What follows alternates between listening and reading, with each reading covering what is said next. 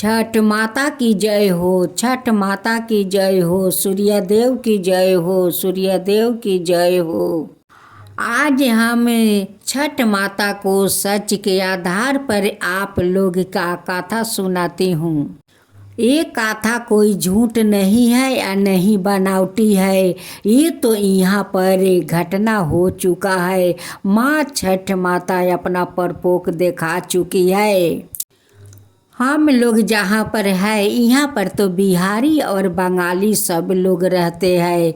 तो बंगाली लोग तो आगे नहीं समझते थे कि ये तुम लोग कौन देवी माता के पूजा करती हो, 3 दिन उपास रहती हो, गोबर के ना जाने क्या क्या बनाती हो, उसे मूसर से खानती हो, ये कौन भगवान का तुम लोग पूजा करती हो।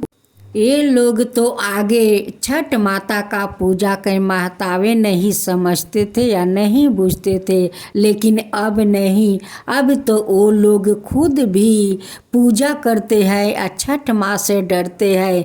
जब यहाँ पर अपना माँ 2 आदमी को परपोक दिखाई थी, तब से सभी लोग व्रत करते हैं और छठ माँ से डरते भी है। उसी लोग कहते हैं कि आप लोग का तो छठ माता बहुत जागृतो है, बहुत जागृतो है।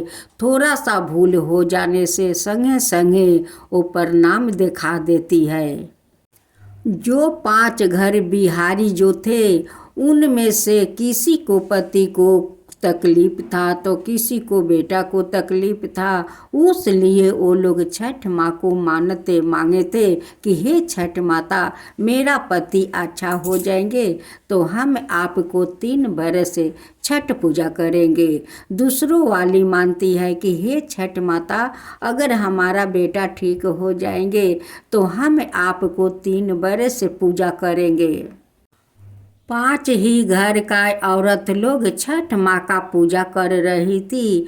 पूजा समाप्त होने पर दूसरा दिन वो सभी का आसपास में प्रसाद बांट रही थी। यहाँ पर तो चैत महीना का छठ व्रत सब लोग नहीं करते हैं। जिसका मन्नत होता है उनकी पूरा हो जाता है, वही छठ पूजा करती है। यहाँ पर तो सब लोग चैत महीना का छठ पूजा सब कोई तो नहीं कर पाते हैं, क्योंकि नहीं सह सकते हैं, उसलिए सभी लोग नहीं करते हैं। जो लोग मन्नत मांगता है वही लोग छठ पूजा करते हैं। जो 5 घर का औरत लोग जे छठ पूजा की, वो लोग का तो उतना हालत अच्छा नहीं था कि वो लोग बहुत कुछ बना सके। थोड़े बहुत बनाकर छठ माँ को पूजा की और दूसरा दिन अपने अड़ोस पड़ोस में थोड़ा थोड़ा प्रसाद बांट रही थी। ये तो छठ माता को प्रसाद है, थोड़े थोड़े अपना अड़ोस पड़ोस में बांट देती हूँ। एक औरत है, उसकी घर के बगल में पड़ोस थी एक बंगाली, उसी के घर में प्रसाद देने जाती है। वो जिस घर में वो प्रसाद देने जाती है उस घर में अपना माता पिता को एकलौती बेटी थी। जब उनकी घर में जाकर बुलाती है कि बहन छठ माता को प्रसादी ले लीजिए, तो उनकी बेटी क्या कहती है जानते हैं? कहती है कि ये क्या पूजा करती है, कौन बाल चिरा पूजा करती है, ये प्रसाद मुझे नहीं चाहिए। यहाँ का भाषा तो बाल छिरा गारी होता है, लेकिन उनकी माँ जो ये बेटी जो गाली दी, माँ को प्रसादी को अनादर की। एक बार माँ नहीं की कि वो प्रसाद लाई है, बेटी तुम क्यों प्रसाद के अनादर करती हो। एक बार माँ अपना बेटी को कुछ नहीं बोली। माँ को यही लगता था कि मेरी बेटी ठीक बोल रही है। फिर बेटी कहती है कि बाल को प्रसादी मुझे नहीं चाहिए। वो औरत अपना प्रसादी लेकर चली गई। इस कहानी को कहने से तो मेरा लोम लोम खारा हो जाता है। वो तो औरत तो चली गई, लेकिन वो माँ बेटी उसकी पिताजी सब लोग शाम को खाना खाकर सो गए। जब सुबह हुआ तो माँ कहती है कि बेटी तो मेरी सुबह सुबह उठ जाती है, आज क्या बात है कि बेटी मेरी इतना देर तक सोई है। जब अपना बेटी को माँ बुलाती है, वो दरवाज़ा पीटती है, बेटी तो है नहीं कि वो दरवाज़ा खोले, यह आवाज़ दे। छठ माता को तो क्रोध आ गया, संगे संगे अपना परपोक दिखा दी। जब उनके पिताजी दरवाजा तोड़कर घर के अंदर जाते हैं, माँ देखती है तो बेटी तो दुनिया में नहीं है, ये तो मर चुकी है। अब दौड़ी दौड़ी जाती है उस औरत को घर, कहती है कि बहन काल जो आप प्रसाद ले गई थी वो प्रसाद मुझे दे दीजिए, वो प्रसाद मुझे दे दीजिए। वो बहन कहती है कि बहन मैं तो थोड़ा सा प्रसाद बनाया था, सब प्रसाद तो मैं बांट चुकी हूँ, अब तो मेरा घर में कोई प्रसाद नहीं है, मैं क्या दूँ। काले आपका घर मैं प्रसाद लेकर गया था, लेकिन बेटी तो आपका। माँ छठ को कितना अनादर की, कितना गाली दी। देखिए आज वो माँ को परपोक देखिए। आप लोग कहते हैं कि ये सब कौन पूजा करती है, क्या पूजा करती है, बाल के पूजा करती है। तो देखिए माँ को परपोक देखिए, माँ देखा दिया। हम लोग का छठ माता कोई ऐसी वैसी माता नहीं है, वो तो बहुत जागृतो है, बहुत जागृतो। लेकिन माँ हम लोग का दयालु है, कृपालुओ है।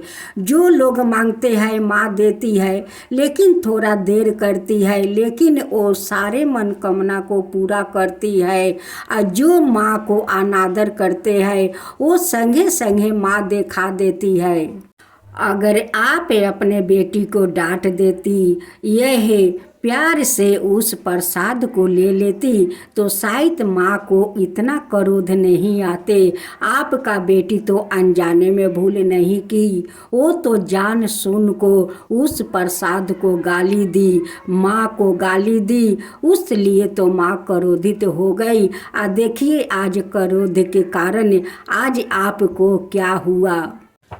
अब आप लोग तो जानी गए होंगे कि हम लोग क्यों पूजा करते हैं, कैसे 3 दिन उपास रहते हैं।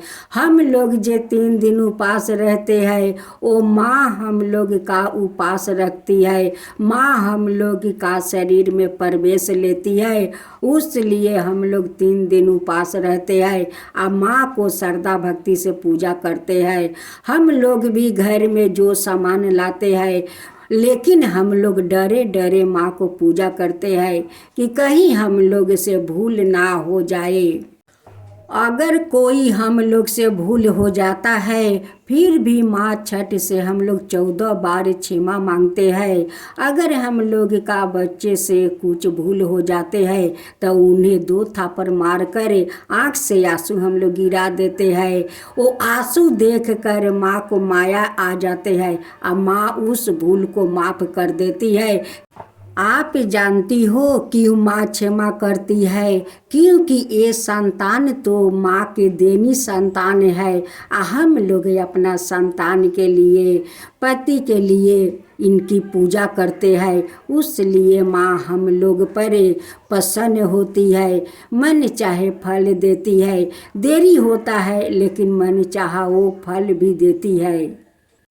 लेकिन माँ उनकी बेटी को माफ़ नहीं की, क्योंकि माँ को गाली दी थी, उनकी प्रसाद को गाली दी थी, इसलिए माँ क्रोधित हो गई। इस कहानी का आप लोग झूठ मत समझिए, बनावटी मत समझिए। ये सत्य का आधार पर ये मैं कहानी बनाई हूँ और ये कहानी हम लोग का ही देश में हुआ है। हम लोग भी तो वही बंगाल में रहते हैं। हम लोग नहीं चाहते हैं कि और आप लोग से कोई भूल हो। ऐसा भूल कभी आप लोग मत कीजिए, मत छठ माँ को अनादर कीजिए, नहीं उनकी प्रसाद को अनादर कीजिए। सत्य का आधार पर मैं दूसरी कहानी एक और सुनाती हूँ। लोग कहते हैं कि मैं जो यहाँ से सामान उठाकर उस पूजा में देती हूँ, वो लोग तो मेरे घर आते नहीं, देखते नहीं कि मैं कहाँ रखा हूँ और कहाँ से उठा कर देती हूँ। लेकिन आदमी अंधा होता है, भगवान कभी अंधे नहीं होते हैं। भगवान तो सब कुछ देखते हैं। ये भी इस मोहल्ले में घटना हुआ है। उस लोग ने नारियल तोड़ कर अपना बसु में सारे नारियल रखे थे। सभी मोहल्ले के लोग कहते हैं कि उनके घर में तो बहुत सारा नारियल है, चले हम लोग उनके घर से नारियल ले आते हैं। सभी औरत जाती है उनके घर से दो चार सभी लोग नारियल ले आती है, पूजा में चढ़ाती है। लेकिन माँ छठी तो उस नारियल को भेंट लिया नहीं, क्योंकि माँ तो देखती है कि वो तो बसु में सारे नारियल रखा है और उसी बसु का नारियल वो पूजा में देता है। ये नारियल तो मैं भेंट नहीं लूँगी। माँ उस नारियल को भेंट नहीं ली, सारे नारियल सड़ गया। जब पारण के दिन सभी लोग नारियल काटते हैं कि हम लोग प्रसाद देंगे, सभी लोग का नारियल तो सरे निकल गए। अब तो सभी औरत लोग उनकी घर जाती है या कहती है कि आप क्यों हम लोग का आप सरे हुए नारियल दिया। वो कहता है कि देखो हमारा नारियल तो सब अभी ताज़ा है, हमारा तो एक भी नारियल सरे नहीं है। वो कहती है कि नहीं, हम लोग का सभी को सारे नारियल सरे निकल गए हैं। जब उस आदमी एक नारियल को काट कर दिखाता है तो उनकी नारियल भी सरे हुए थे, उनकी सारे नारियल उस बसुम को सर गया था। माँ सभी नारियल को सरा दी थी। जब वो लोग रात को खाना खाकर सो गया, सुबह उठकर उस आदमी देखता है कि उनकी हाथ पैर मुंह सादा हो गया है। अब तो वो आदमी रोने लगा कि मेरा रात भर में शरीर में इतना सादा क्यों हो गया, क्यों सादा हो गया। लेकिन ये नहीं उस आदमी जानता है कि मैं कितना गलत काम किया है। मैं फल तोड़ कर बसु में रखा और बसुम से फल उठाकर सभी को दिया। ये नहीं कहता है कि मैं बसुम में क्यों नारियल रखा, क्यों मैं पूजा में दिया। उसी को तो परपोक मुझे छठ माँ दिया है। उस आदमी ने सबिन का घर जा कर सबिन से माफ़ी मांगता है, कहता है कि हमें माफ़ कर दो, मैं बसुम से नारियल उठाकर तुम लोग के दिया है, देखो आज उसी को प्रणाम मैं भोग रही हूँ। सबिन औरत कहती है कि देखो आप तो हम लोग का बसुम से नारियल उठाकर दिया, लेकिन माँ तो उस नारियल को भेंट नहीं लिया।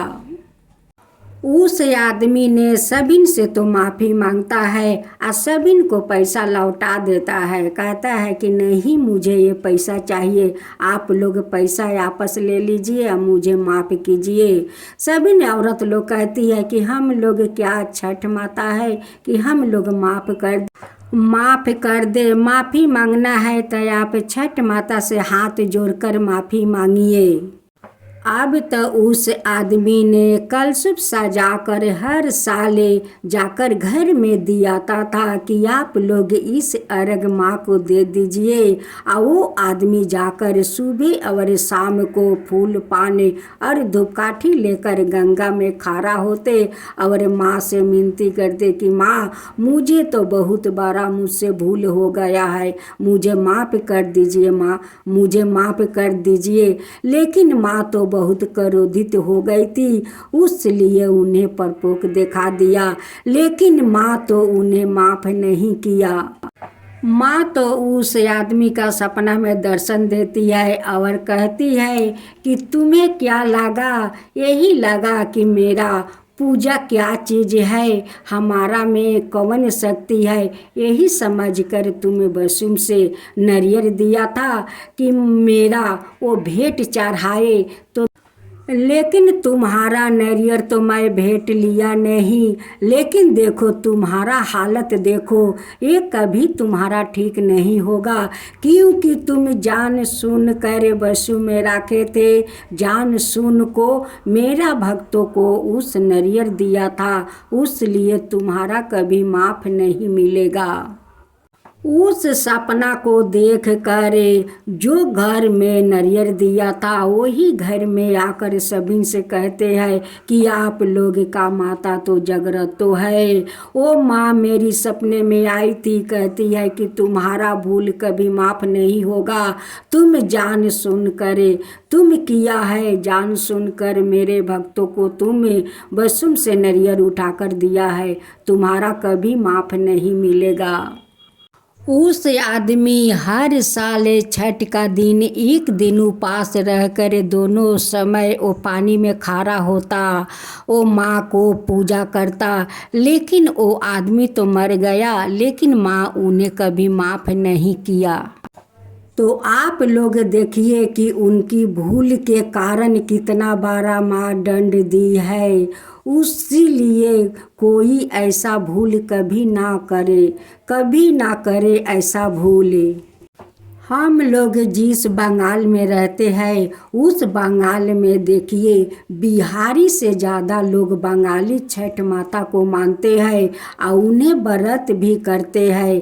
अब तो सब लोग जान गए हैं कि माँ में कितना शक्ति है, बहुत माता तो जागृत तो है। इस कहानी को आप लोग भूल मत समझिए, यह झूठ मत समझिए। ये कहानी मैं सच का आधार पर बनाया हूँ। और ये कहानी यहाँ हम लोग जो रहते हैं यहाँ पर हो गया है। मैं सभी से अनुरोध करती हूँ कि भाई बहन इस भूल को आप लोग कभी मत दोहराइए। हम लोग का माता तो महान है, दुर्गा काली है, शक्तिशाली है। हम लोग का छठ माता तो दयालु है और कृपालु है और सभी को मनोकामना को पूरी करती है। हम सभी मिलकर एक बार छठ माता को जयकारा लगाए। छठ माता की जय हो, छठ माता की जय हो, सूर्या भगवान की जय हो, सूर्या भगवान की जय हो। जो आपका कथा कहे, जो सुने, जो हुंकार भरे, उन सब का ऊपर कृपा कीजिए। हे छठ माता, सबका ऊपर कृपा कीजिए, सबका ऊपर कृपा।